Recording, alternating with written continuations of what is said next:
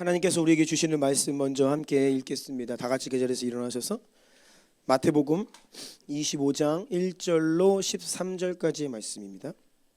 마태복음 25장 1절로 13절까지의 말씀, 하나님 말씀 하나님 경외함으로 믿음으로 선포하고 아멘으로 받겠습니다. 시작. 그때에 천국은 마치 등을 들고 신랑을 맞으러 나간 열 처녀와 같다 하리니 그 중에 다섯은 미련하고 다섯은 슬기 있는 자라. 미련한 자들은 등을 가지되 기름을 가지지 아니하고 슬기 있는 자들은 그릇에 기름을 담아 등과 함께 가져갔더니 신랑이 더디 오므로 다 졸며 잘세. 밤중에 소리가 나되 보라 신랑이로다 맞으러 나오라 하매 이에 그 처녀들이 다 일어나 등을 준비할세. 미련한 자들이 슬기 있는 자들에게 이르되 우리 등불이 꺼져가니 너희 기름을 좀 나눠달라 하거늘 슬기 있는 자들이 대답하여 이르되 우리와 너희가 쓰기에 다 부족할까 하노니 차라리 파는 자들에게 가서 너희 쓸 것을 사라 하니 그들이 사러 간 사이에 신랑이 오므로 준비하였던 자들은 함께 혼인잔치에 들어가고 문은 닫힌지라. 그 후에 남은 처녀들이 와서 이르되 주여 주여 우리에게 열어주소서. 대답하여 이르되 진실로 너희에게 이르노니 내가 너희를 알지 못하노라 하였느니라. 그런즉 깨어있으라. 너희는 그날과 그때를 알지 못하느니라. 아멘. 자리에 앉으시겠습니다. 우리 주변에 있는 분들과 이렇게 축복하며 인사합시다. 은혜의 시즌입니다.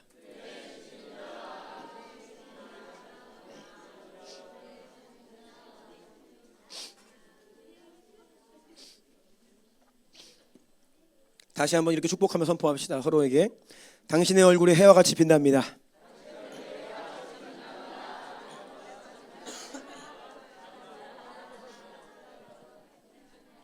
이때만큼은 웃으셔야 됩니다. 네, 이때만큼은 해와 같이 빛난다고 그러는데 무표정으로 계시면 안 되고요. 이때만큼은 활짝 환하게 웃으셔야 됩니다.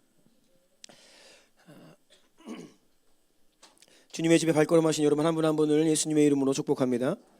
우리가 오늘 주의 전에 발걸음할 수 있었던 이유는, 우리가 오늘도 하나님을 예배할 수 있는 이유는 예수님의 십자가 공로 때문입니다. 예수님의 십자가 공로가 아니면, 우리를 대신하여 십자가 위에서 죽으신 그 십자가의 위대한 사건이 아니었으면 오늘 우리가 이 자리에 있을 수 없습니다. 다시 한번 예수를 바라보며 감사하기를 축복합니다. 오늘은 언서처플 글로리 네 번째 시간입니다. 제목을 함께 읽겠습니다. 시작. 지금은 여러분 자신을 오직 말씀과 성령으로 가득히 채우며 준비해야 하는 때입니다. 아멘. 이런 제목으로 하나님 말씀을 나누겠습니다. 오늘 본문 마태복음 25장은 너무나 우리가 잘 알고 있는 열 처녀의 비유입니다. 오늘 이 말씀이 여러분들에게, 우리 모두에게 새롭게 들려지기를 축원합니다. 오늘 예수님께서 이 열 처녀의 비유, 마태복음 25장 1절로 13절 말씀을 가지고 우리에게 하시는 말씀을 한마디로 요약하자면 바로 이것입니다. 따라해 보실까요? 기름을 준비하라. 기름을 준비하라. 아멘. 오늘 1절과 2절을 다시 한번 읽겠습니다. 시작. 그때의 천국은 마치 등을 들고 신랑을 맞으러 나간 열 처녀와 같다 하리니 그 중에 다섯은 미련하고 다섯은 슬기 있는 자라. 열 처녀입니다. 다섯은 슬기 있고 다섯은 미련하다 했습니다. 그런데 무엇이 달랐습니까? 이 다섯과 다섯 뭐가 달랐죠? 열 처녀 모두 1절 보니까 등을 들고 신랑을 맞으러 나갔습니다. 공통점이에요. 등을 들고 신랑을 맞으러 나갔습니다. 당연히 여기서 신랑은 예수님, 다시 오시는 예수님을 의미하죠. 여러분, 신랑을 기다리는 것 중요합니다. 신랑을 맞으러 나아갈 수 있습니다. 그런데 더 중요한 게 있죠. 3절과 4절입니다. 시작. 미련한 자들은 등을 가지되 기름을 가지지 아니하고 슬기 있는 자들은 그릇에 기름을 담아 등과 함께 가져갔더니. 아멘. 여기에서 차이점이 있죠. 미련한 자들은 등불은 가졌지만 기름을 따로 챙기지 않은 것입니다. 하지만 4절, 슬기 있는 자들은 그릇에 기름을 따로 담아 준비하여 가지고 갔습니다. 생각보다 신랑이 더디 옵니다. 그러니까 등불이 꺼져가는 거예요. 기름을 준비하지 못했던 다섯 처녀가 기름을 준비한 그 나머지 다섯에게 요청을 하지요. 8절과 9절입니다. 시작. 미련한 자들이 슬기 있는 자들에게 이르되 우리 등불이 꺼져가니 너희 기름을 좀 나눠달라 하거늘 슬기 있는 자들이 대답하여 이르되 우리와 너희가 쓰기에 다 부족할까 하노니 차라리 파는 자들에게 가서 너희 쓸 것을 사라 하니. 아멘. 우리 등불이 꺼져가니 기름을 좀 나눠달라 요청하지만 우리와 너희가 쓰기에 다 부족할까? 여러분, 정말 마지막 순간에는요, 내 믿음으로 구원받는 겁니다. 내 믿음으로 주님 맞이하는 거예요. 다른 사람 대신해 줄 수 없습니다. 부모님이 자녀 대신해 줄 수 없어요. 아내 남편 내가 대신해 줄 수 없습니다. 믿음 없는 부모님 내가 대신해 줄 수 없습니다. 지금은 우리가 여러 가지 모양으로 이런저런 모양으로 돕고 섬기고 카바도 하고 하죠. 하지만 결국에는요, 내 구원은 내 믿음에 달려 있는 것입니다. 아무리 내 남편이 내 아내가 성령 충만하고 믿음이 좋다 하여도 바로 옆에 있는 평생 같이 산 그 가족 한 사람 대신 책임져 줄 수 없어요. 기름을 미처 준비하지 못했던 5 처녀가 기름을 사러 간 사이에 어떤 일이 벌어집니까? 10절입니다. 시작. 그들이 사러 간 사이에 신랑이 오므로 준비하였던 자들은 함께 혼인잔치에 들어가고 문은 닫힌지라. 아멘. 중요한 말씀입니다. 준비하였던 자들은 누가 신랑과 함께 혼인잔치에 들어갑니까? 다시 한번 따라하시겠어요? 준비하였던 자들. 준비하였던 자들. 아멘. 기름 준비 안 하면 신랑 맞이하지 못합니다. 기름 준비 안 됐으면 못 들어갑니다. 주님은요, 너무나 명백하게 이 말씀을 우리에게 하셨어요. 성도들이 많은 비유를 알고 있습니다. 예수님이 하신 말씀들. 그런데 가장 대표적으로 많이 알고 있는 10처녀의 비유입니다. 그런데 우리가 많이 들어봤다라고 하여도 이게 사실 실제가 아닌 경우가 많아요. 많이 들어봤는데 과연 우리는 기름 준비하고 있는가? 다시 1절 첫 시작 볼까요? 어떻게 시작하냐면 그때에라고 해서 시작했습니다. 여기서 그때에는 그때가 언제를 말하느냐? 마태복음 24, 25장은 제가 굉장히 아마도 제 기억으로는요, 우리 교회에서 가장 많이 인용되고 선포되는 이 부분이 마태복음 24, 25장이라고 저는 생각을 하는데요. 마지막 때에 대한, 마지막 날에 대한 계시입니다. 그래서 24장, 25장은 마태의 계시록이다라고 불려요. 마치 흡사 요한 계시록과 같은 말씀입니다. 마지막 때 신랑이신 예수 그리스도께서 이 땅에 다시 오시는 그 시간과 직전에 어떤 일이 벌어지는가에 대한 계시를 마태복음 24장, 25장을 통하여 우리에게 말씀하고 계십니다. 때에 대한 거예요. 시간에 대한. 특별히 제가 지난주에 하나님께서 저에게 이 때에 대한 감동을 많이 주셨습니다. 그래서 제가 하나님의 이 때라고 하는 키워드를 가지고 기도하는데 성경 안에 굉장히 많은 이 때에 대한 영적인 인사이트를 제게 주셨습니다. 물론 다 우리가 이미 알고 있는 것이지만 알고 있는데 몰라요. 알고 있는데 생각을 못해요. 알고 있는데 그것이 우리의 영을 클릭하지 못하고 우리가 그 말씀에 사로잡혀 살지 못한다는 것이죠. 아는데 모르는 거예요. 마태복음 24장 32, 33절도 함께 읽습니다. 시작. 무화과 나무의 비유를 배우라. 그 가지가 연하여지고 잎사귀를 내면 여름이 가까운 줄을 아나니 이와 같이 너희도 이 모든 일을 보거든 인자가 가까이 곧 문 앞에 이른 줄 알라. 자, 32절. 무화과 나무의 비유를 배우라. 그 가지가 연하여지고 잎사귀를 내면, 그 가지를 보면 그 가지가 색깔이 변하고 잎사귀를 내면 당연히 이게 어느 계절인지, 즉 여름이라는 것을, 당시 그 이스라엘에서는 여름이라는 것을 안다는 거예요. 아, 여름이 오고 있구나 라는 것을 당연히 안다는 것이죠. 그런데 이 여름이라고 하는 히브리어로는 카이츠. 그런데 마지막 가장 끝, 이게 캐츠. 그러니까 카이츠 캐츠. 여름이라고 하는 말을 들을 때 벌써 마지막 날이 연상이 되는 겁니다. 예수님 말씀하시는 거 33절. 이 모든 일을 보거든, 즉 무화과나무 잎사귀가 연하여지고 잎사귀를 내는 것은 마치 예수님이 마지막 때에 이러한 일이 있을 것이다라고 한 그 말씀대로 성취되는 것을 너희가 보거든. 마치 잎사귀가 나는 것을 보는 것처럼 하나님 말씀대로 성취되는 현상들을 성취를 보거든. 여름이 가까이 오는 것을 알듯 그때가 곧 마지막 때인 줄, 인자가 곧 가까이 온 줄, 문 앞까지 온 줄을 알아야 된다라고 때에 대해서 말씀하시는 거예요. 37절입니다. 노아의 때와 같이 인자의 임함도 그러하니라. 계속 이 때에 대한 말씀을 하고 계십니다. 42절입니다. 그러므로 깨어 있으라. 어느 날에 너희 주가 임하는지 너희가 알지 못한 어느 날에. 44절. 이러므로 너희도 준비하고 있으라라고 말씀. 생각하지 않은 때에 인자가 오리라. 왜 때에 대한 인식이 중요하느냐?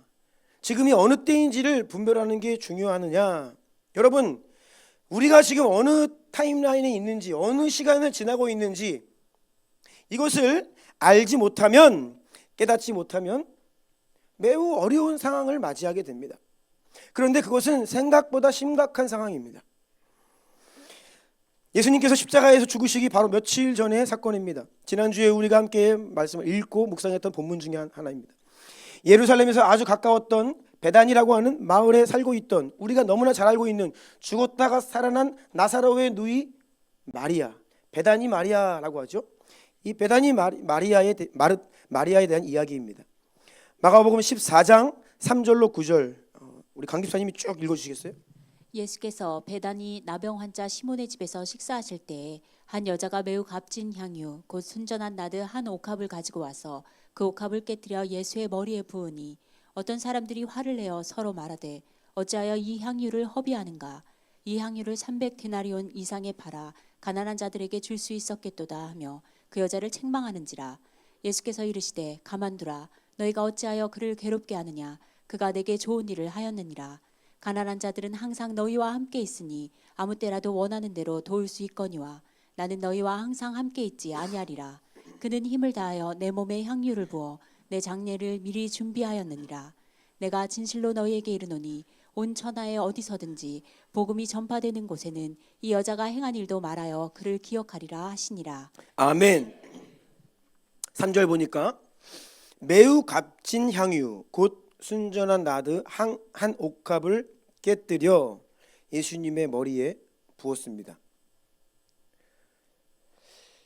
그러자 가룟 유다와 몇몇 제자들이, 가룟 유다 혼자가 아니었습니다. 몇몇 제자들이, 다른 사람들이 아닙니다. 예수님의 제자들이 어떻게 마리아에게 화를 냅니다. 어찌하여 이 향유를 허비하는가?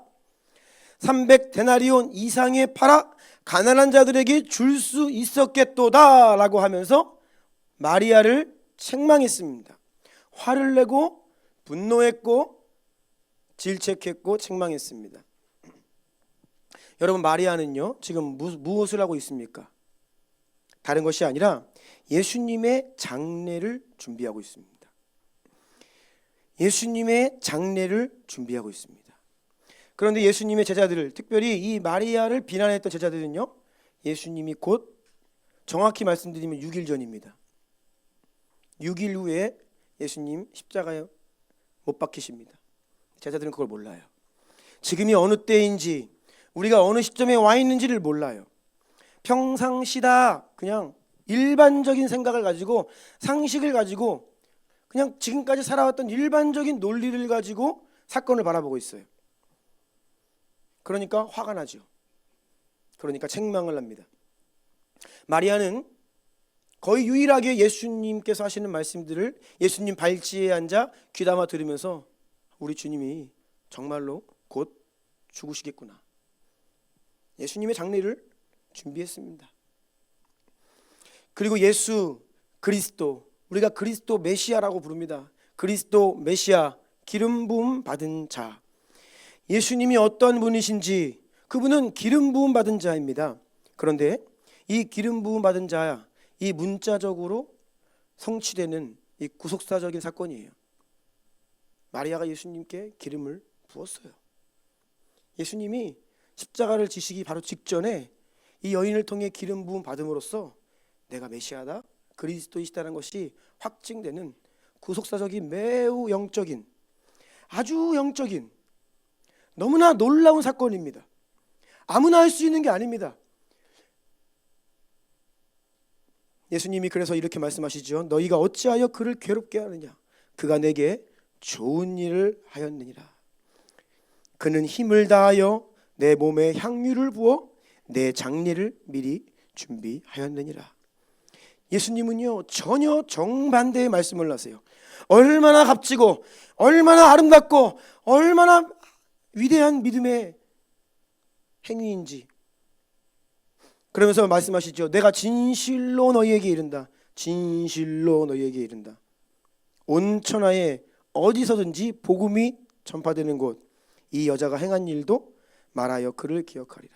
이 여인의 이 예수님께 순전한 나들을 깨어 이 부어드린 이 사건이 얼마나 위대한 일인지 복음이 예수의 이름이 전파되는 곳이면 그것이 어디라도 언제라도 이 여인의 이야기가 함께 전파될 것이다. 이거 엄청난 사건이잖아요. 놀라운 일이잖아요. 그런데 제자들이 그것을 보면서 책망했다는 거예요. 화를 냈다는 겁니다.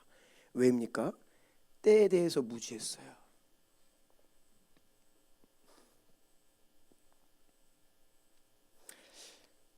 병행 본문인 요한복음에 보면요, 이 여인이 예수님의 발에 이 향유 옥합을 깨뜨려 부었다 이렇게 나와 있어요.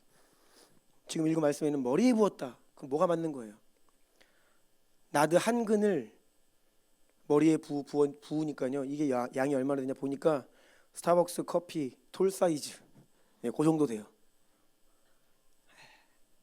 그거를 이렇게 부었어요. 그러니 머리 끝에서 예수님의 몸을 타고 발끝까지 흘러내는 거, 온 몸을 적신 거예요. 그 향유가.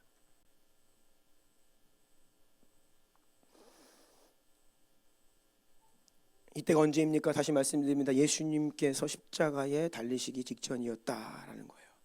예수님이 죽음을 바로 앞둔 때였다라는 것입니다.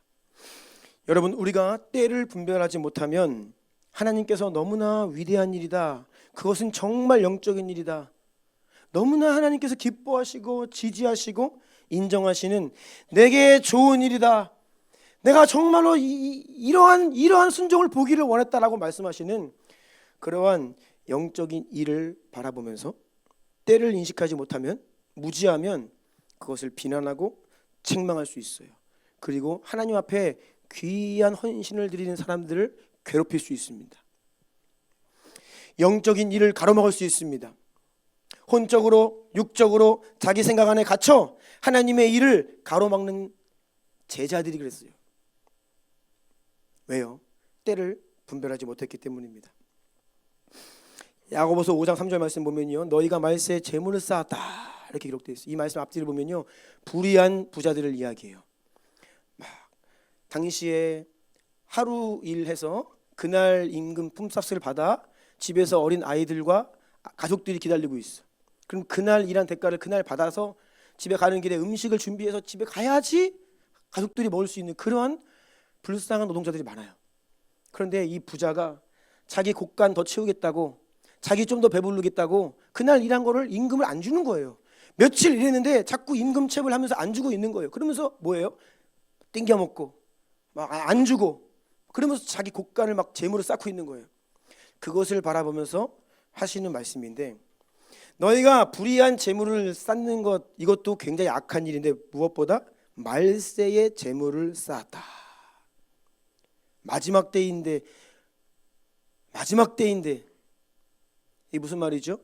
마지막 때라는 것은요, 그거 내가 못 누려요. 곡간에 가득가득 흘러 넘치도록 채웠는데 그거 못 누려요. 왜요? 예수님 곧 오시면 끝나는 거거든요. 그러니 지금 때가 어느 때인데, 오히려 그동안에 잘못한 게 있으면 빨리 네 곡간문 열어서 갚아주고, 4배로 5배로 율법의 말씀처럼 갚아주고, 그렇게 네 것을 다 비워도 모자랄 판인데 재물을 쌓고 있구나. 여러분, 우리가 지난주 살펴본 것처럼 이 초대교회 성도님들이 성령을 받아 그들이 정말 이 천국 공동체를 이루었는데 유무상통의 놀라운 기적이 일어났습니다. 근데 그 중에 한 가지, 어떻게 그것이 가능했을까? 초대교회 성도들은 늘 어떤 믿음의 고백을 했습니까? 마라나타였습니다. 그들은 어떤 마음이 있었냐? 예수님 곧 오신다. 승천하시는 예수님, 내가 곧 온다.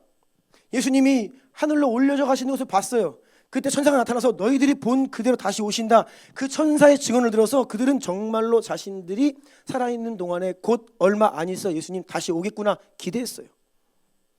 주님이 곧 다시 오신다라고 하는 그들 안에 지금이 마지막 때라고 하는 임박한 예수님의 재림, 이 믿음이 있었어요. 그러니까요, 어떻게 해요? 내가 갖고 있으면 뭐해? 내가 땅 건물 많이 갖고 있으면 뭐해? 예수님 오시면 그게 뭐야? 예수님 오시기 전에 주님의 뜻대로 나눠야겠다. 하나님 나라를 위해 드려야겠다. 이러한 믿음이 막 그들 안에 부어진 것이죠.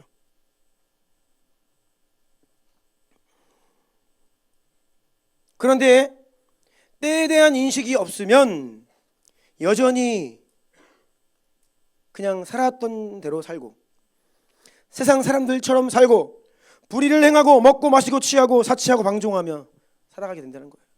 인생을 허비하며 살게 된다는 것입니다. 그런데 여러분, 이 부자에게 말세의 재물을 쌓았다, 곳간을 채웠다라는 거잖아요. 그런데 제가 성경을 잘 보니까 굉장히 잘 분별해야 됩니다. 곳간을 비워서 나눠야 할 때도 있지만 반대로 채워야 할 때가 있어요. 지난주에 우리가 읽었던 창세기 말씀에 나오죠.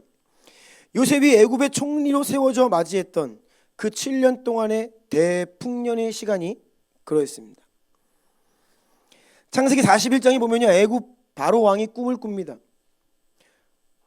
두 가지의 꿈을 하룻밤에 연거푸 꾸는데 너무나 무서운 꿈이었어요.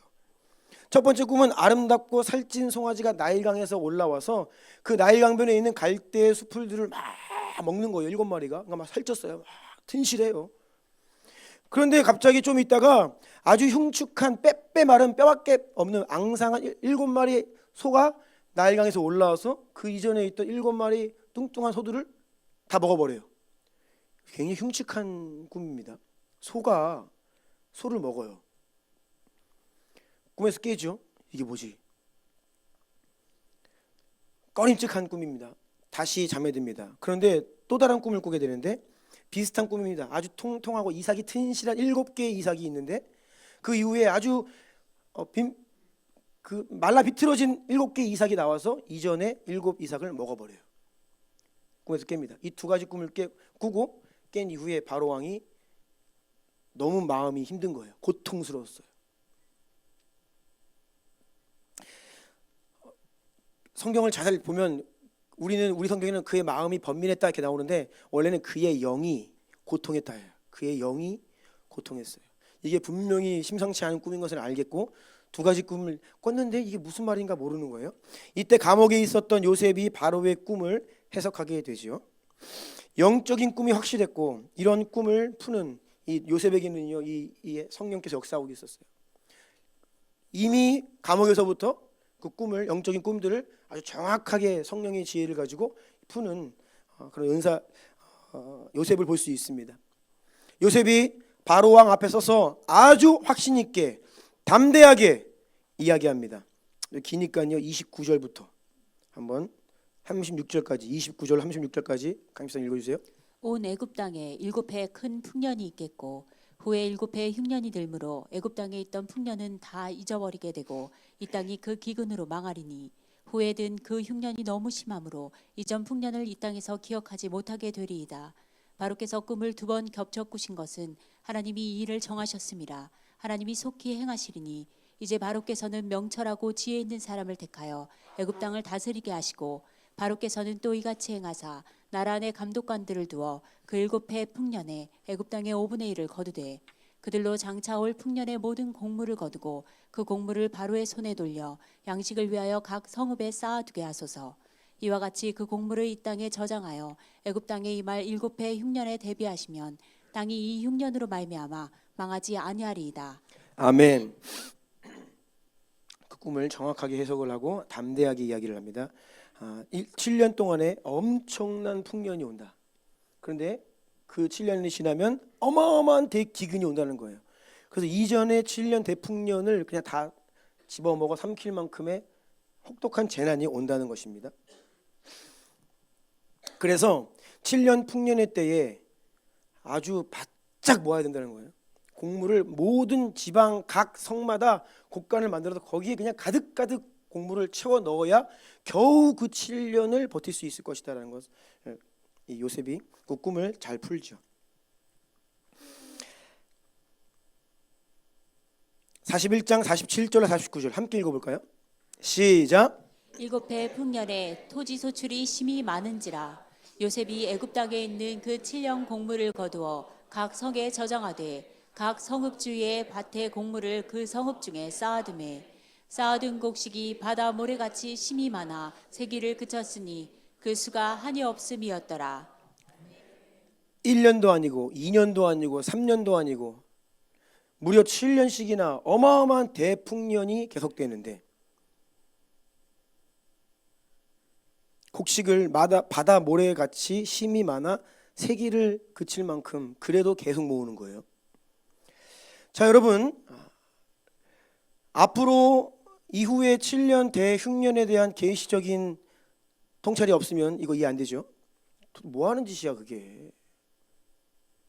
이해 안 되죠? 이렇게 넘쳐나는데 왜 계속 모아? 몇 년은 좋게 그냥 살 수 있을 만큼의 풍성한 소출이 있는데 왜 저렇게 계속 모으는 거야?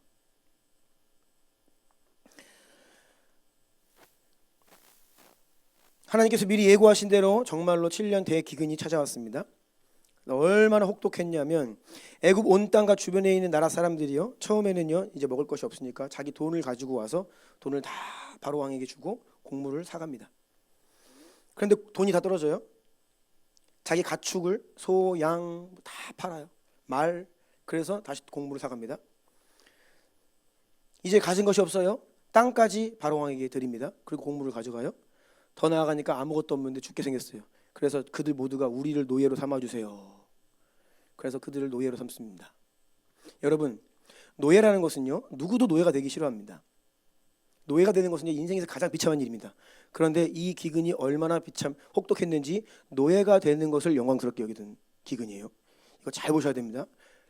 노예가 되는 게 영광스럽게 여겨지는 환란이에요. 어마어마한 대기근이죠. 25절 보니까 그들이 이르되 주께서 우리를 살리셨사오니 우리가 주께 은혜를 입고 바로의 종이 되겠나이다. 그냥 먹을 거 주시는 것만으로도 큰 은혜입니다. 우리를 종으로 거두어 주십시오 라고 하는 말도 안 되는 고백을 할 수밖에 없는 혹독한 대환란과 기근의 때였다는 것입니다. 다시 말씀드립니다. 계시가 없으면 때를 분별할 수 없어요. 언제 곡간을 채워야 하는지, 언제 곡간을 비워야 하는지, 무엇이 하나님의 뜻입니까? 지금이 어느 때입니까? 하나님이 무엇을 하라 말씀하십니까? 우리가 그 때를 분별해야 무엇을 할지가 나오고, 이러한 성령 하나님의 계시적인 음성의 통찰에 우리가 우리의 마음이 비추어지고 그 음성을 듣지 않으면 도무지 불가능하다는 것이죠. 그래서 이 대기근의 때에 어떤 일이 벌어졌습니까? 가나안 땅에 살던 야곱 가문 70명의 그 가문 모든 온 가족이 애굽으로 내려옵니다. 요셉이 아버지 가문을 다 모셔드리죠. 그래서 고센 땅에 살게 됩니다. 그런데 여러분, 제가 이 본문을 보는데 이전과 다르게 이게 단순한 문제가 아니다는 것을 알게 되었어요. 왜냐하면요, 이 애굽으로 내려가는데 요셉의 아버지 야곱이 두려워합니다. 주저해요. 그래서 하나님께서 이상 중에 나타나셔서 야곱아 너의 아버지 이삭이 하나님이다. 나는 애굽으로 내려가기를 두려워하지 말아라. 내가 너와 함께 할 것이다. 내려가기를 두려워하지 말아라. 하나님이 나타나셔서 야곱에게 내려가라 애굽으로 말씀하시는 거예요. 왜 야곱이 두려워했을까요? 자, 가만히 보니까 예전에 할아버지 아브라함 때, 아버지 이삭 때에도 극심한 기근이 왔거든요. 그런데 그때 하나님이 애굽에 내려가는 것을 허락하지 않으셨습니다. 아브라함은 애굽에 내려갔다가요 큰 어려움을 겪고 돌아오긴 했습니다. 이거 어려움이 온다고 약속의 땅을 떠나면 안 되는구나, 하나님 말씀하셨고요. 이삭도 마찬가지입니다. 너무나 이제 먹을 게 없으니까 애굽으로 내려가려고 그랬어요. 하나님께서 말씀하세요. 창세기 26장 1절로 4절인데요. 볼까요? 시작. 아브라함 때에 첫 흉년이 들었더니 그 땅에 또 흉년이 들매 이삭이 그랄로 가서 블레셋 왕 아비멜렉에게 이르렀으니 여호와께서 이삭에게 나타나 이르시되 애굽으로 내려가지 말고 내가 내게 지시한 땅에 거주하라. 여기까지. 아멘. 그러니까 예전에는 큰 기근 흉년이 왔을 때 먹을 것이 없어. 애굽에는 먹을 것이 있으니까 내려가려 했다는 거예요. 근데 하나님 막으시는 거예요. 안 된다. 내려가지 마라. 애굽 땅에, 가나안 땅에 머물러라. 버텨라. 인내해라. 그래서 야곱이 내려가는 것을 주저했던 것은 아닐까 제가 생각을 해보는 거예요. 근데 하나님은요, 정반대 말씀을 하시는 거예요. 두려워하지 말고 내려가라. 그 음성을 듣고 야곱이 담대하게 내려갑니다. 여러분, 똑같은 기근이 왔습니다. 하지만 가나안 땅에서 약속의 땅에 머물면서 버텨야 되는 때가 있고 애굽으로 내려가야 하는 때가 있다는 것입니다. 자, 여러분, 우리의 인생에 어려움이 옵니다.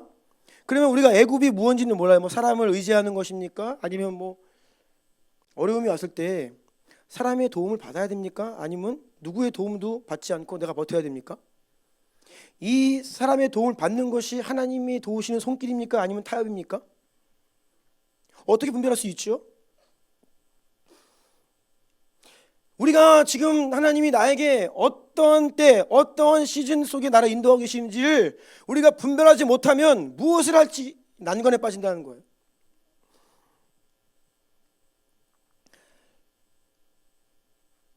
잘못하면요, 우리가 이런 말 할 수 있습니다. 하나님 왜 이랬다 저랬다 하십니까? 헷갈립니다. 네. 아니, 분명히 뭐 가지 말라 하실 때는 언제고 또 가라, 지금 또 가라 하고. 우리가 신앙생활하면서 그럴 수 있어요. 하나님 왜 저 사람한테는 저렇게 하고 나한테는 이렇게 하세요? 저한테도 누군가가 그렇게 말씀하신 적 있어요. 목사님, 옛날에는 안 그래놓고 지금 왜 그래요? 바뀌었어, 변질됐어. 그러면 우리가 쉽게 할 수 있어요. 교회가 옛날에는 뭐 중동에 있을 때는 어땠는데 지금은 삼산동에 와가지고 바뀌었다, 이런 말 할 수 있죠. 잘못하면. 물론 우리의 마음이 변질되지 않도록, 초심을 떠나지 않도록 처음 사랑을 그래서 우리가 변질되는 것은 매우 경계해야 됩니다. 그런데 여러분, 시즌이 바뀌고 때가 바뀌면 해야 될 일도 바뀌는 거예요. 아멘. 우리가 이것을 잘 분별하지 않으면요, 정말로 어려운 상황으로 들어갑니다. 하나님의 뜻을 행하고 싶고 하나님께 순종하고 싶은 마음은 있지만 결과적으로는 하나님이 지지하시고 지금 하나님이 막 이 어떤 일을 행하고 계시는데 그것을 보면서 막 비난하고 책망하고 그거 아니라 그러고 막 가로막고 이럴 수 있다는 거예요. 누가요? 무지한 자가, 영적으로 무디어서 지금이 어느 때인지를 분별하지 못하는 자가, 성령 하나님에게 이런 계시적인 음성이 없는 사람이. 종교인들이 그래요. 인간적인 논리에 빠져서 시험에 들고 하나님 원망할 수 있고 다른 길로 가버릴 수 있다는 것입니다. 우리가 때를 분별하지 못하면 인본주의적인 오류에 빠질 수 있습니다. 그러면 왜 심각하느냐? 하나님의 마음과 멀어지는 거예요. 하나님의 뜻과 멀어지는 거, 다른 길로 가버리는 겁니다. 하나님과 정반대의 방향으로 갈 수 있다는 거예요. 누가복음 5장 33절로 35절 함께 읽습니다. 시작. 그들이 예수께 말하되 요한의 제자는 자주 금식하며 기도하고 바리새인의 제자들도 또한 그리하되 당신의 제자들은 먹고 마시나이다. 예수께서 그들에게 이르시되 혼인집 손님들이 신랑과 함께 있을 때에 너희가 그 손님으로 금식하게 할 수 있느냐? 그러나 그날에 이르러 그들이 신랑을 빼앗기리니 그날에는 금식할 것이니라. 아멘. 이 말씀도 때에 대한 어떤 날인지를 분별해야 된다는 거예요. 우리가 때를 분별하지 못하면 옛부대가 됩니다. 지금 예수님께서 이 말씀하시면서 올드 와인 스킨, 옛부대가 새 술을 담아낼 수 없다는 말씀하시면서 이 말씀하세요. 그들이 누구냐? 33절에 그들은 바리새인과 서기관들을 말합니다. 그들이 요한의 제자는 금식하고 우리들도 금식하는데 왜 예수님, 당신의 제자들은 금식 안 합니까? 왜 맨날 죄인들이랑 어울리면서 먹고 마십니까? 비난하는 거예요. 그때 예수님 말씀하시죠. 혼인집 손님들이 신랑과 함께 있는데, 지금 잔치가 벌어지고 있는데 잔치에 초대해서 금식하라는 게 말이 되냐? 지금은 나와 함께 잔치 중이다. 그런데 머지않아 곧 신랑을 빼앗기는 날이 온다. 신랑이 그들을 떠나는 날이 온다. 그럼 그때에는 금식할 것이다. 이것이 바로 예수님께서 말씀하신 때에 대한 분별해야 된다는 말씀을 하고 계시는 거예요. 누가복음 7장 33절 34절도 읽습니다. 시작. 세례 요한이 와서 떡도 먹지 아니하며 포도주도 마시지 아니하매 너희 말이 귀신이 들렸다 하더니 인자는 와서 먹고 마시매 너희 말이 보라 먹기를 탐하고 포도주를 즐기는 사람이요 세리와 죄인의 친구로다 하니. 자, 이 말씀을 들으면요, 아까 그 바리새인 서기관들이 얼마나 악한지를 알 수 있습니다. 마음이 무디고 하나님의 마음을 알지 못하고 그래서 때를 분별하지 못하는 사람들이 하는 말은요, 사실 자기들의 논리에 필요하니까 갖다 끌어 쓰는 거예요. 세례 요한은 금식하는데 당신들은 왜 금식 안 합니까? 라고 할 때 이 세례 요한을 존경해서 아니에요. 당장에 지금 자기들의 논리에 필요하니까 갖다 쓰는 거죠. 왜냐하면 세례 요한이 금식할 때 비난했어요. 귀신 들렸다고. 안 먹는다는 거예요. 포도주도 안 먹고 금식해 맨날. 삶 자체가 금식의 삶이야. 쟤 미쳤다. 귀신 들렸다. 그렇게 비난했어요. 그렇게 비난할 때는 언제고? 예수님이 오셔서 조금 먹으시니까 뭐 예수님이 뭐 과소비 하셨습니까? 제자들이 맨날 고민했던 게 뭐예요? 주님 먹을 게 없습니다. 떡을 챙겨왔어야 되는데 예수님이 막 혼내시거든요. 아직도 먹을 걱정하고 있냐? 막 먹을 게 없었어요. 뭐 많이 먹은 것도 아니에요. 근데 막 시비 거는 거예요. 왜 금식 안 하냐고. 여러분, 하나님의 마음과 동떨어져 있고 그냥 내가 하는 어떤 지식, 통밥으로 신앙생활 하려고 하다 보면요, 이런 일을 합니다.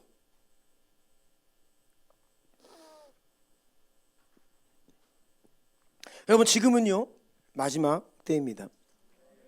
그럼 우리는 지금 무엇을 해야 될까요? 다시 말씀드립니다. 우리는 기름을 준비해야 합니다. 지금이 바로 그때입니다. 그런데 그 기름을 준비하되 그 기름을 어떻게 준비해야 되느냐? 마치 요셉이 7년 동안 지나칠 만큼,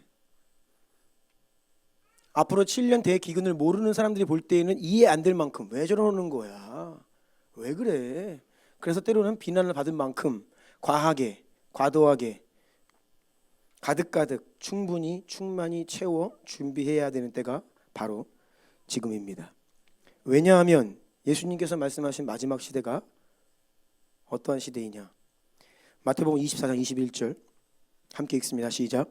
이는 그때에 큰 환란이 있겠음이라. 창세로부터 지금까지 이런 환란이 없었고 후에도 없으리라.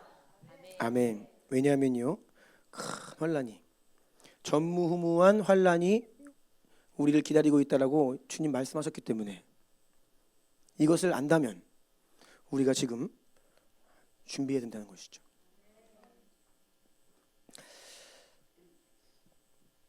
미국의 트럼프 대통령이 취임을 했습니다. 취임을 하면서 첫날부터 수많은 행정명령에 서명을 하면서 막 그냥 이전과는 전혀 다른 나라라고 느껴질 만큼 그냥 나라 자체가 송두리째 바뀌고 있습니다. 그 중에 한 가지가 트럼프 대통령이 이렇게 선포했습니다. 이제는 미국의 성별은 두 개다. 남자 아니면 여자밖에 없다. 그동안에 그 수십 가지 뭐 그거 이제 없다. 남자 아니면 여자. 트랜스젠더 같이 쓸 수 있는 화장실 이런 것들 다 무효화시켰습니다. 그거 없다 이제. 남자 화장실, 여자 화장실 두 개밖에 없다.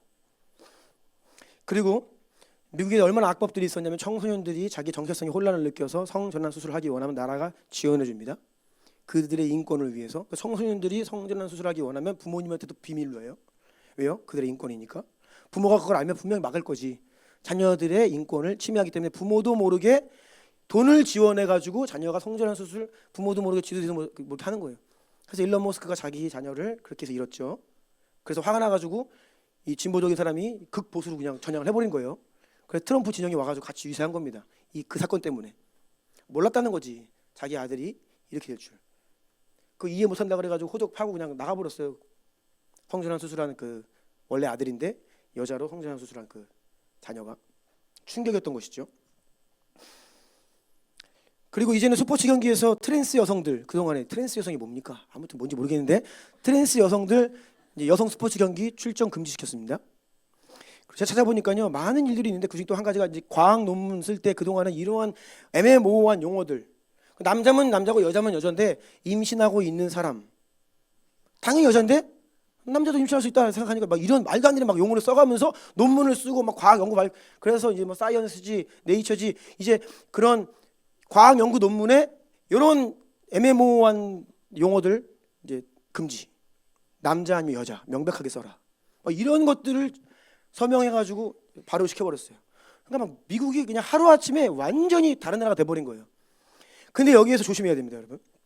자, 정치적으로 치우친 사람들은요, 이것을 가지고 두 가지로 극단적으로 나뉩니다. 한쪽은 이 진보적인 사람들은요, 와, 진짜 세상이 거꾸로 간다.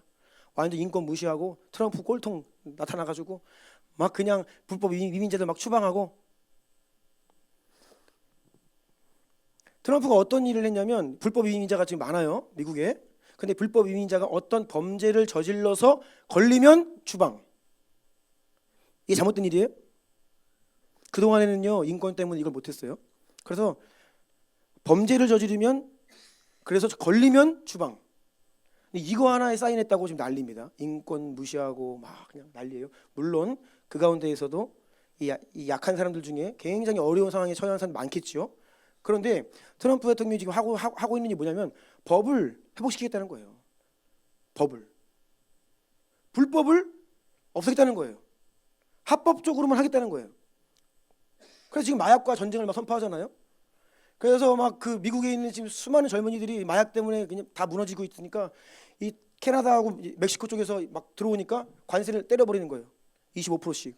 그러니까 캐나다, 멕시코가 지금 막 깜짝 놀라가지고 국경 봉쇄해가지고 마약 지금 못 들어가게 된다 막 이러면서 막 당연히 진작했어요, 저거. 어떻게 보면 상식을 회복하고 있는 일인데 한쪽 진영에서는 왜요? 이거 말도 안 된다. 그러면서 막 비난하고요. 또 한쪽 이 보수적인 진영에서는요, 막 난립니다. 막 축제가 벌어졌어요 지금. 특히 그 중에 교회들도 많이 있습니다. 막 그냥 주님 오셨어. 트럼프가 거의 예수님 메시아야. 과연 그럴까요? 저는 어떻게 보여지냐면 트럼프 대통령이 정치적인 얘기를 하지 제가 양면성을 가진 사람입니다. 지금 제가 말씀드린 이러한 사이드에서 보면 참 교회 입장에서는 그동안 그렇게 기도해왔던 기도의 응답이죠. 감사합니다. 그런데 트럼프라고 하는 인물은요, 또 다른 사이드에서 보면 굉장히 또 이게 문제가 많습니다. 그래서 이러한 인물을 정치 그룹을 교회는요, 뭐 옳다, 완전히 그러다, 완전히 옳다 할 수가 없는 거예요.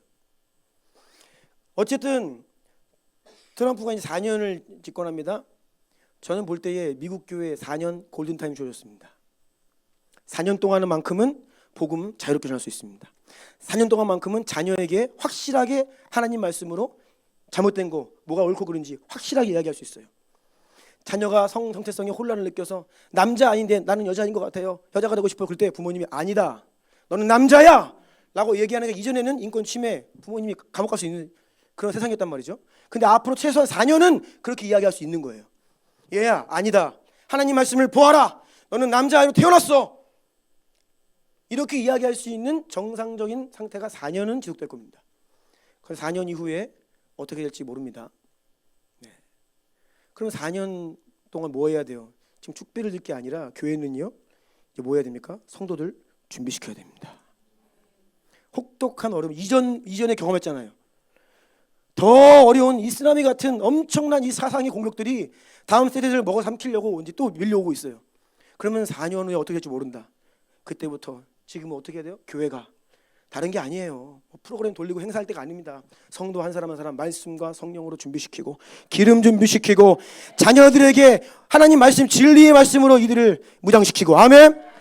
앉으나 일어서나 자나 깨나 문에 들어갈 때나 나올 때나 하나님 말씀으로 아이들을 양육하고. 아멘.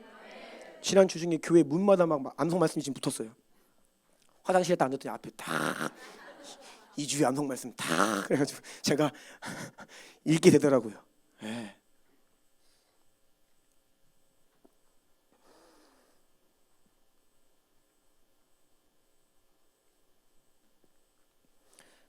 가나의 혼인잔치가 벌어졌는데 포도주가 떨어졌죠.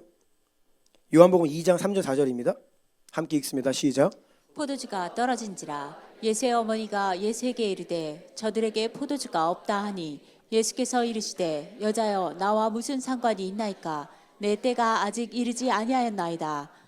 포도주가 떨어지자 예수님의 어머니 마리아가 포도주가 없습니다. 이 굉장히 큰 그 연애를 베푸는 주인 입장에서는 수치스러운 일인데요.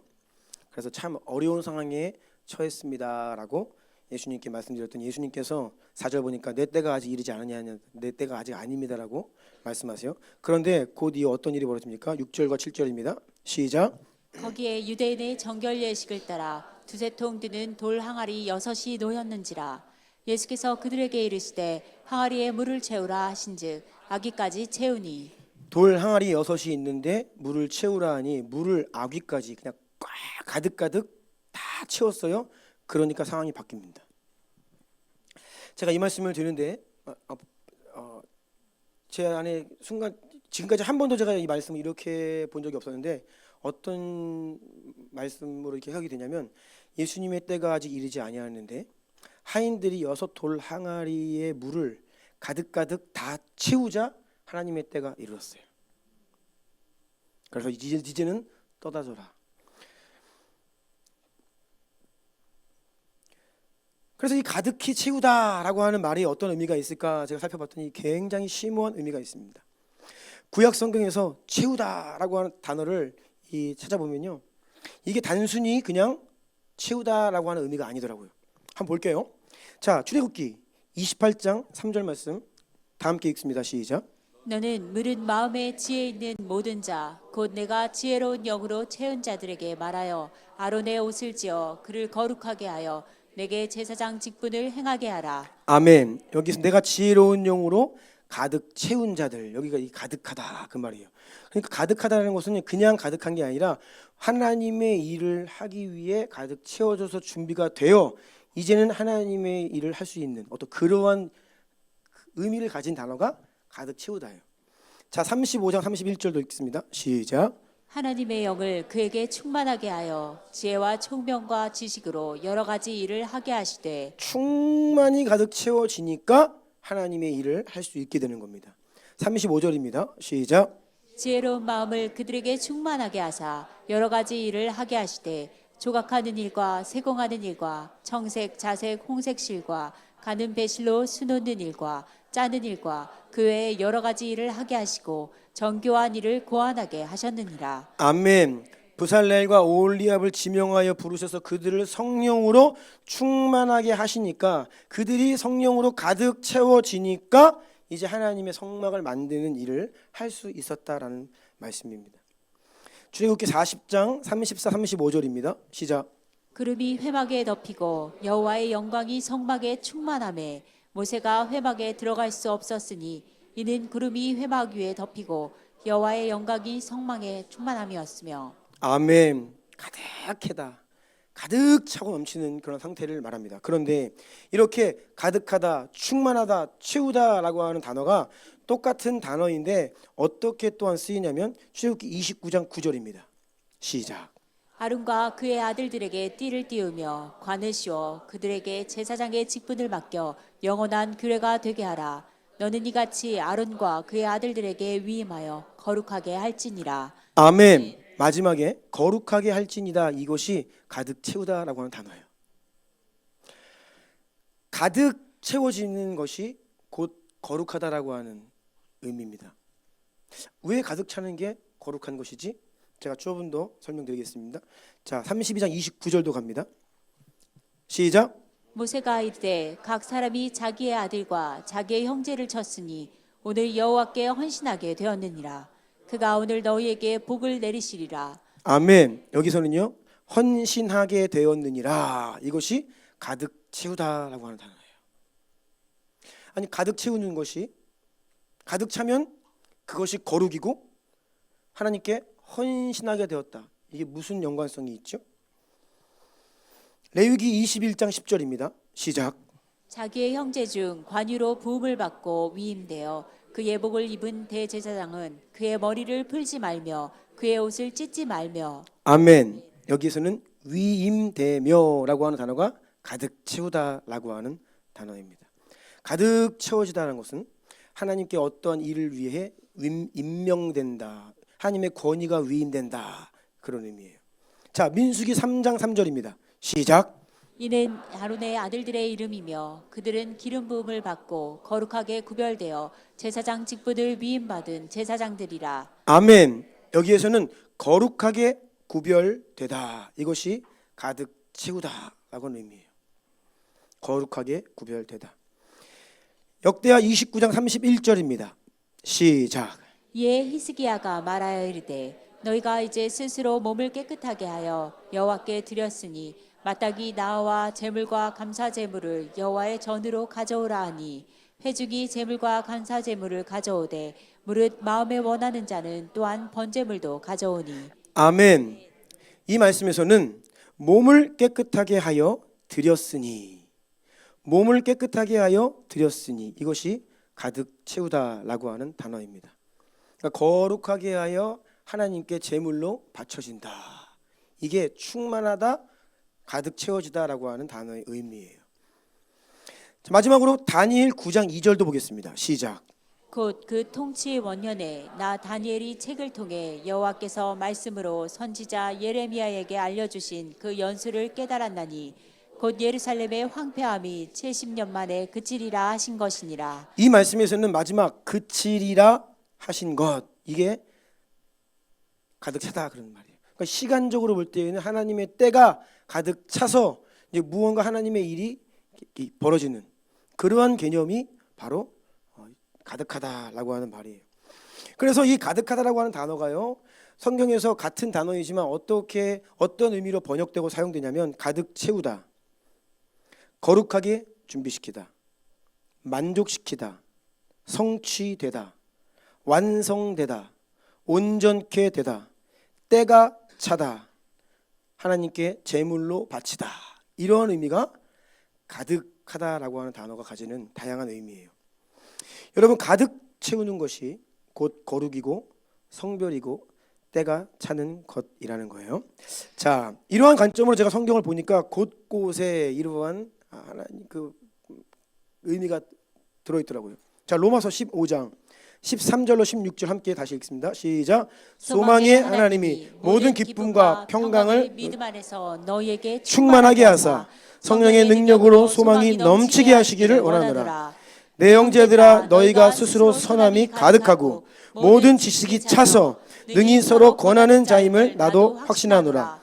그러나 내가 너희로 다시 생각나게 하려고 하나님께서 너에게 주신 은혜로 말미암아 더욱 담대히 대략 너희에게 써노니, 이 은혜는 곧 나로 이방인을 위하여 그리스도 예수의 일꾼이 되어 하나님의 복음의 제사장 직분을 하게 하사 이방인을 제물로 드리는 것이 성령 안에서 거룩하게 되어 받으실 만하게 하려 하심이라. 아멘. 자, 3절 보시면요, 로마 교회에 있는 성도들에게, 이방 성도들이죠, 너희에게 충만하게 하사, 이렇게 하고, 그러니까 너희가 충만하게 한다는 거예요. 그리고 소망이 넘치게 하시기를, 계속 여기서 사용하고 있는 말이 가득 채우다, 충만하게 하다, 넘치게 하다. 이어서 14절, 선함이 가득하고 모든 지식이 차서, 계속 지금 반복하고 있잖아요. 이게 어떤 상태냐? 16절 가보세요. 중간부터. 그것이 바로 이방인을 제물로 드리는 것이다. 성령 안에서 이것이 바로 너희를 거룩하게 해서 하나님께서 너희를 제물로 받으실 만하게 하려는 것이다. 아멘. 이게 바로 충만의 계명이에요. 가득하다라고 하는 개념이, 가득한 것이, 충만한 것이 거룩히 구별되는 것이고, 거룩히 구별된 것이 하나님께서 제물로 받으시기에 합당한 상태가 되는 거예요. 우리가 살면서 겪는 문제들이 많습니다. 예수님은 능력이고 예수의 이름은 권세고, 그런데 나는 문제가 많아요. 왜죠? 우리가 예수로 충만하지 않기 때문이에요. 우리가 예수로 충만하지 않기 때문이에요.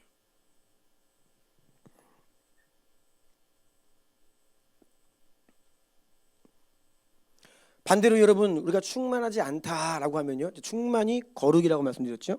그럼 충만하지 않으면요 거룩하지 않은 거예요.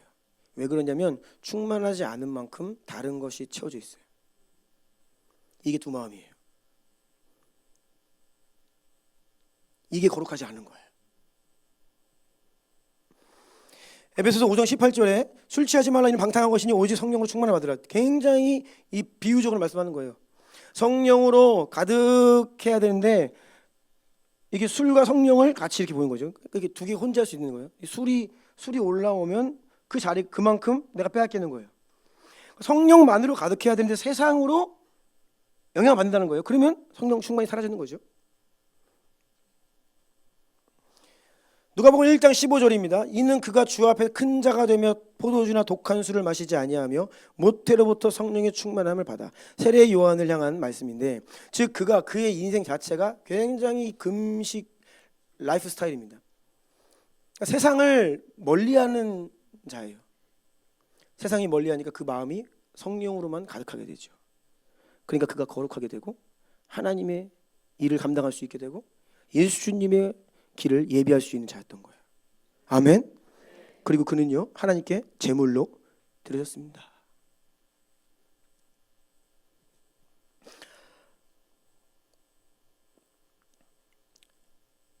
지난주 선교사님께서 그런 말씀하셨어요. 예수로 충만하면 예수로 충분하다.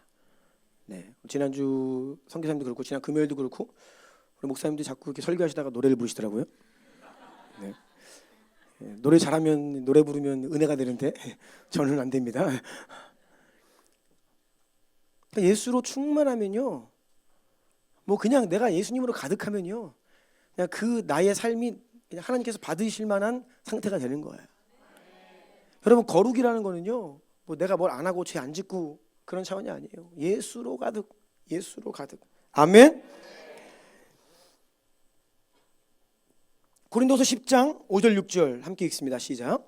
하나님 아는 것을 대적하여 높아진 것을 다 무너뜨리고 모든 생각을 사로잡아 그리스도에게 복종하게 하니 너희의 복종이 온전하게 될 때에 모든 복종하지 않는 것을 벌하려고 준비하는 중에 있노라. 아멘.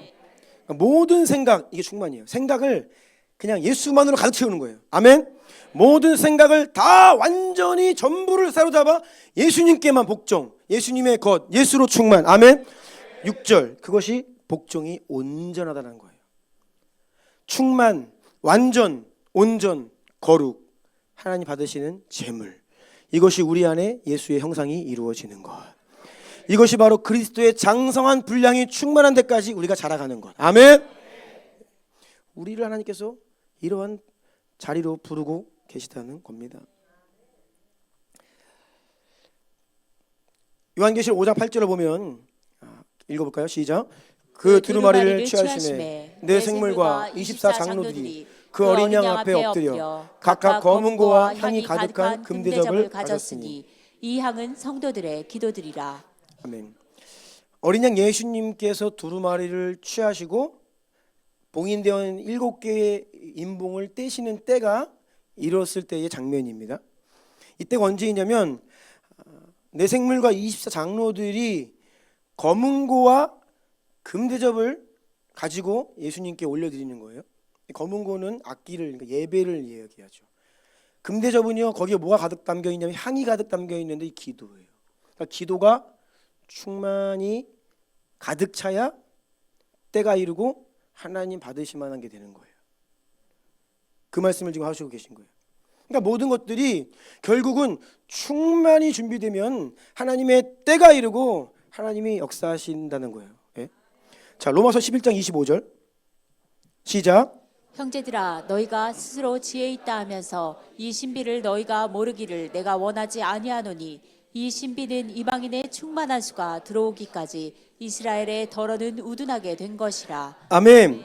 하나님께서 구원하기로 작정하신 이방인의 숫자가 있어요. 그 숫자가 어떻게 해요? 충만히 차야 되는 거예요. 아멘. 그러면 그때가 이르면 온 이스라엘 돌아오고 예수님 다시 오신다는 거죠. 하나님의 때를 말씀하실 때에 계속해서 하나님은요, 그 받고자 하시는 이방인들을 예배로 받기를 원하세요. 하나님의 제사를 받기를 원하신다고요. 그 수가 가득히 차야 된다는 거예요. 계속해서 이 성경은요, 가득히 차는 것을 하나님의 때를 준비하는 것이라 이야기하고, 그때가 바로 하나님의 때라고 말씀하시고, 그것이 바로 거룩하고 하나님이 받으실 만한 제물이다라고 말씀하시는 것입니다. 우리가 마지막 때를 살아가는데요, 우리가 그때를 준비한다라고 하는 것을 추상적으로 생각하지 마십시오. 그것은 바로 우리가 가득가득 채워지면서 준비되는 것입니다. 기름을 준비하는 거예요. 근데 이 기름을 가득히 준비해야 됩니다. 네, 가득히. 이게 바로 우리가 하나님의 사람으로 준비되는 것이고, 우리의 내면이, 여러분의 내면이, 가슴에 손 한번 얹으세요. 따라해보세요. 내 내면이 하나님 말씀과 성령으로 가득 채워져야 한다. 아멘. 이것이 준비입니다. 아멘. 이것이 바로 예수님으로 충만해진다는 의미이죠. 그래야 비로소 우리는 거룩해지고, 거룩하게 구별되어 하나님께서 받으실 만한 산 제사가 되는 거예요. 로마서 14장 8절입니다.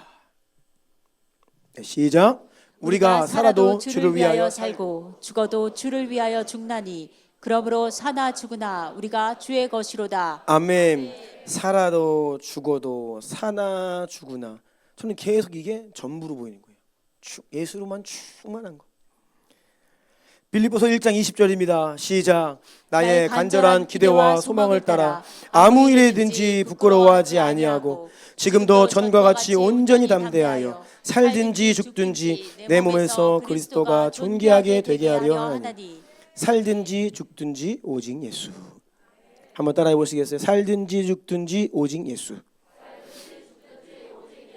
아멘. 고린도후서 5장 9절입니다. 시작. 그런즉 우리는 몸으로 있든지 떠나든지 주를 기쁘시게 하는 자가 되기를 힘쓰노라. 아멘. 있든지 떠나든지 오직 예수. 데살로니가전서 5장 10절. 시작. 예수께서 우리를 위하여 죽으사 우리로 하여금 깨어 있든지 자든지 자기와 함께 살게 하려 하셨느니라. 아멘. 자나 깨나 예수. 고린도전서 10장 31절입니다. 시작. 그런즉 너희가 먹든지 마시든지 무엇을 하든지 다 하나님의 영광을 위하여 하라. 아멘.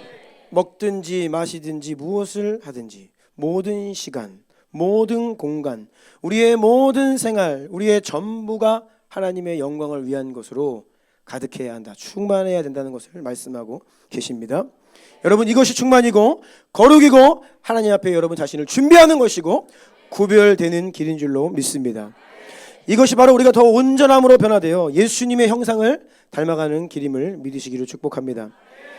예수님은요, 마지막 3년 공적인 사역을 하셨죠. 공생이라고 말합니다. 이 3년 사역을 하시기 위해서 몇 년을 준비하셨나요? 30년을 준비하셨습니다. 그냥 사신 게 아닙니다. 어린 시절부터 하나님의 말씀으로 자신을 가득 채우셨죠. 그리고 성령으로 자신을 가득 충만히 계속해서 오직 말씀과 성령으로만 자신을 준비하셨습니다. 그렇게 거룩하게 구별되시고 그렇게 자신을 완전히 하나님께 바치신 이후에 비로소 준비가 되어 마지막 3년의 사역을 감당하실 수 있었던 것입니다. 예수님은 마지막 그 십자가의 승리를 위해 무려 33년을 준비하신 것입니다. 우리가요, 충만할수록 가득할수록 성령께 온전히 붙들린다. 세상이 내 안에 영향을 주지 못한다. 내 생각이 내 안에 발붙일 수가 없다. 성령께서 나를 통치하시고 다스리신다. 이런 우리가 충만해지면요, 어떤 일이 벌어지느냐? 예수님은요, 옷자락에만 손을 대도 치유가 임했어요. 마태복음 14장 36절입니다. 시작. 다만 예수의 옷자락에라도 손을 대게 하시기를 간구하니 손을 대는 자는 다 나음을 얻으니라. 예수님만이 아닙니다. 사도 베드로가 예수님으로 성령으로 충만하자 그가 갈 때에 그림자에만 덮여도 치유를 받게 됩니다. 사도행전 5장 15절입니다. 시작. 심지어 병든 사람을 메고 거리에 나가 침대와 요 위에 누이고 베드로가 지날 때에 혹 그의 그림자라도 누구에게 덮일까 바라고. 사도 바울도 마찬가지입니다. 그가 성령으로 충만하고 오직 예수로 가득하자 그의 손수건과 앞치마를 가져다가 얹어도 질병이 떠나고 귀신이 쫓겨났습니다. 사도행전 19장 11절 12절입니다. 시작. 하나님이 바울의 손으로 놀라운 능력을 행하게 하시니 심지어 사람들이 바울의 몸에서 손수건이나 앞치마를 가져다가 병든 사람에게 얹으면 그 병이 떠나고 악귀도 나가더라. 아멘. 왜 예수님은 옷만 만져도 스쳐만 가도 치유가 일어났고, 베드로는 그림자만 덮여도 치유가 일어났고, 사도 바울은 손수건 앞치마만 덮여도 치유가 일어났는데 오늘날 왜 안 일어납니까? 이거 신학적으로만 해석하니까 지금은 성경이 완성되었고 그때처럼 지금 일하시지 않고. 정말요? 아니요. 우리가 예수님처럼 충만하지 않은 것이죠. 우리가 베드로처럼 예수로 충만하지 않은 것이죠. 우리가 사도 바울처럼 우리의 모든 것을 십자가 위에서 나는 완전 죽었고 나는 이제 없다 라고 하는 오직 예수로만 가득한, 성령으로만 가득한 그런 상태가 아니기 때문이죠. 다른 이유가 있겠습니까? 하나님께서 이 마지막 때 우리를 어떤 자리로 부르고 계시냐? 그래서 원래 그 예수님의 모습으로 회복하기를 원하십니다. 원래 교회가 가지고 있었던 그 영광과 권능의 모습을 회복하기를 원하십니다. 그래서 주님은 섭리적으로 마지막 때에 큰 환난을 허락하시는 거예요. 그리고 그 환난은 우리에게 미리 예고하시고 준비되어야 된다. 그런데 어떻게 해요? 초대교회와 같은 수준 준비되어야 돼요. 이것이 바로 기름을 준비하는 거예요. 그런데 적당히 준비하는 것, 조금이 아니라요, 가득가득 충만히. 그래야 우리가 거룩하게 구별되어 하나님께서 우리를 받으실 만한 제물로서, 제사로서 이 교회가, 여러분 각 사람의 가정이 하나님 앞에 온전히 준비될 줄로 믿습니다. 말씀을 마무리하려고 합니다. 예배팀은 나와주시고요.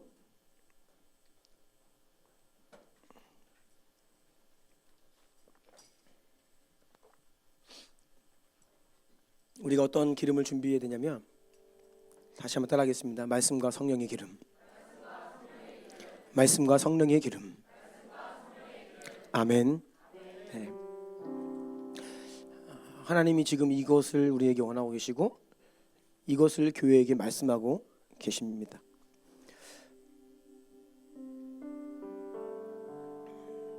에스겔 3장 3절을 보면요, 에스겔이 선지자로 부르심을 받습니다. 하나님의 사명을 받고 이제 주님의 사명을 감당해야 하는데 뭐라 말씀하시냐면, 인자야, 내가 너에게 주는 이 두루마리를 내 배에 넣으며 내 창자에 채우라 하시니 내가 먹으니 그것이 내 입에 달기가 꿀 같더라.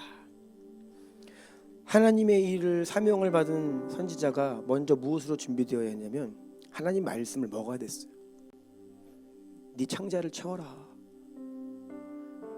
그 단, 꿀송이보다 더 단 그 하나님 말씀을 맛보아 알고 그것으로 자신을 가득가득 채우는 거예요. 이게 선지자가 사명 감당하기 위해 준비되는 과정이었죠. 여러분, 하나님께 쓰임 받기를 원하십니까?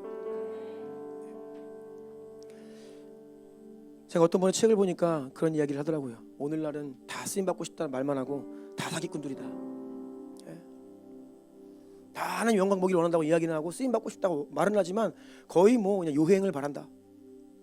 하나님께 관심 두지 않고 자신을 말씀으로 채우지 않고 주님과 무관한 너무나 많은 것들이 우리 삶을 다스리고 있다는 거예요. 두 마음이죠.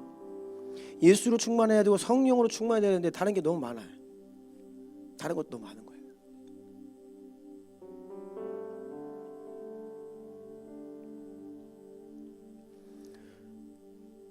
우리가 시대를 분별하지 않으면요, 비난받습니다.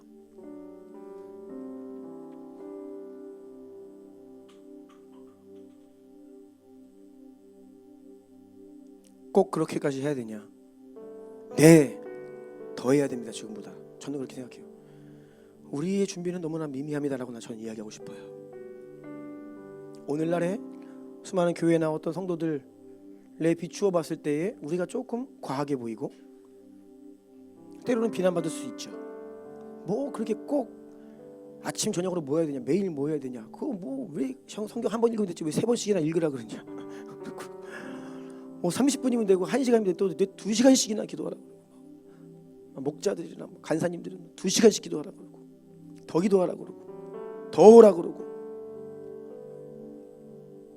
하고 싶은 거 하지 말고 해야 될 거 하라고 그러고, 만나고 싶은 사람 만나지 말고 만나야 될 사람 만나라고 그러고, 왜 그렇게 과하냐 라는 말을 들을 수 있죠.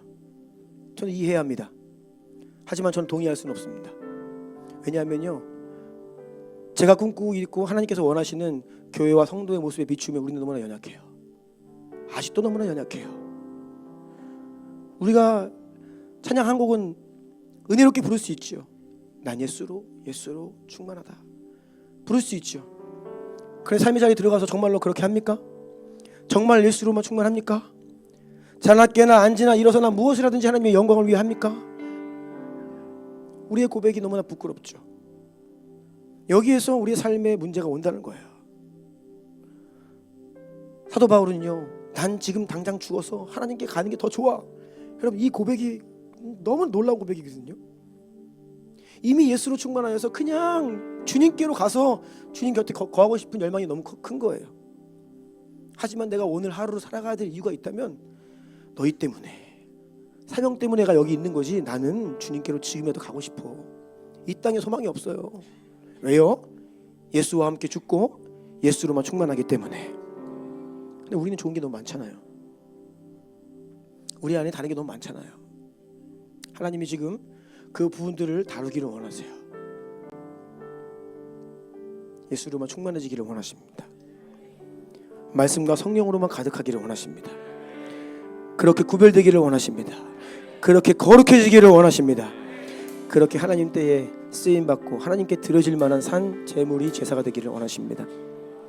여러분, 이러한 하나님의 마음을 오늘 받으셔야 됩니다. 그리고 우리가 아멘, 주님 제가 여기 있습니다 반응해야 돼요. 주님 저를 그렇게 빚으시고 당신으로만 충만히 채우소서. 한번 기도하기를 원합니다. 하나님이 우리 공동체에 지금 은혜의 때를 허락하고 계십니다. 은혜의 시즌입니다. 이때에 주님의 음성에 귀를 기울이기를 원합니다. 오직 예수로만 충만케 하소서. 주님을 마중 나가러 갈 수도 있고 등을 들고 나갈 수도 있지만 기름 준비 못한 자 되지 않기 원합니다. 미련한 자라 말씀하세요. 주님, 저는 슬기 있는 지혜로운 자가 되기를 원합니다. 주님과 함께, 예수님과 함께 혼인잔치에 들어가기를 원합니다. 나의 신랑이신 예수님을 기쁨으로 맞이하기를 원합니다. 대기근이 와도 그때를 버틸 수 있는 영의 양식을 내 마음의 곳간에 가득가득 준비하고 채우기를 원합니다. 주여, 우리를 그 말씀과 성령으로 가득 충만히 차고 흘러 넘치도록 준비되게 하옵소서. 여러분, 이런 갈망이 있으십니까? 정말로 이것을 원하십니까? 그렇다면 우리 두 손을 들고 그런 갈망을 주님께 드리며 결단과 갈망을 드리고 간절히 은혜를 구하면서 주님의 이름 3번 크게 부르짖고 기도합시다. 주여!